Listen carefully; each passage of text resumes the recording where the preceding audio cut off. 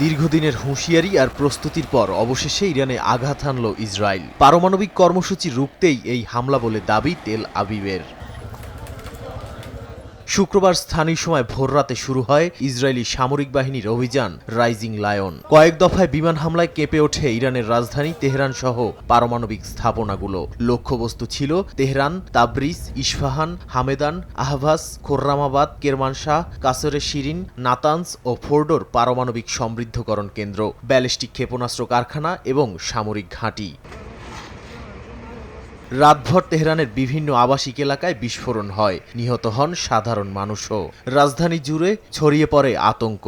ইরানের অন্যতম গোপন পারমাণবিক স্থাপনা নাতানজে দেখা যায় ধোঁয়ার বিশাল কুণ্ডলী। এছাড়া ইসরায়েলি গোয়েন্দা সংস্থা মোসাদ ইরানের অভ্যন্তরে একাধিক গোপন অপারেশনে অংশ নেয়, যেগুলোর মাধ্যমে ইরানের বিমান প্রতিরক্ষা ও ক্ষেপণাস্ত্র কমান্ড পোস্টগুলো অক্ষম করে দেয়া হয়। এদিকে ইসরায়েলি প্রধানমন্ত্রী বলেছেন 15টি পারমাণবিক বোমা তৈরির মতো ইউরেনিয়াম সমৃদ্ধ করেছে ইরান, আর 6 বছরের মধ্যে তারা 20,000 ক্ষেপণাস্ত্র তৈরি করতে চায়, প্রতিটির পাল্লা ইসরায়েল পর্যন্ত পৌঁছাতে সক্ষম। তাই এখনই পদক্ষেপ না নিলে ইসরায়েলের অস্তিত্ব থাকবে না বলেও জানান নেতানিয়াহু।